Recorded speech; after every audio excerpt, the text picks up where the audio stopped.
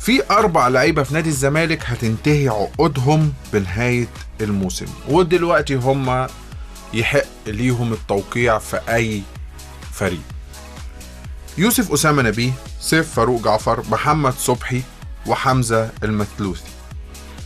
نبدأ بمحمد صبحي. محمد صبحي هو الحارس الأساسي لنادي الزمالك، فموضوع انه محمد صبحي هيقعد في الزمالك هو مسألة وقت، وهيجدد وهيفضل موجود في نادي الزمالك. فبلاش كل شوية اصل النادي الفلاني بيفكر فيه، اصل النادي العلاني هيجيبه.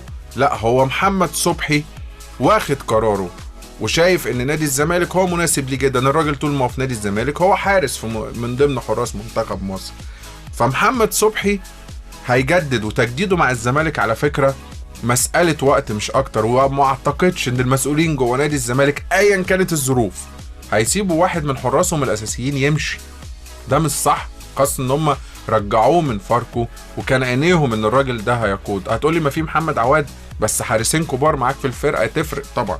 فمحمد صبحي مكمل في نادي الزمالك. يوسف أسامة نبيه هو الموقف الاكثر غموضا في تعاقدات نادي الزمالك او تجديد عقود نادي الزمالك. يوسف أسامة نبيه الكلام يطلع وكلام يطلع تاني.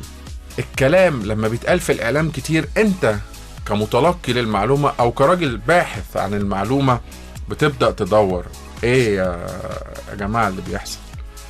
ولما الاباء بتتكلم في الموضوع طبيعي العاطفة بتغلبه، ما هو ابنه. يعني انا ما بشوفش ان الكابتن أسامة نبيه يلام، هو ابنه وعايز مصلحته، فحط نفسك مكانه. لكن في النهاية هو في اولويات. الاولوية، هل هو يوسف أسامة نبيه شايف مستقبله مع نادي الزمالك؟ ده سؤال. هل أوساريو وهو مدير فني كبير شايف ان اللاعب ده هيفيده ضمن خطته ضمن الموسم الجاي؟ بس هو ده الكلام اللي نتكلم فيه. هل الراجل وقع لبيراميدز؟ الراجل لسه قال انا قعدت واتكلمت وتفاوضت في كلام، لكن انا عايز اشوف نادي الزمالك هو هيقدرني ولا مش هيقدرني. وخلينا نكون موضوعيين، احنا في احتراف.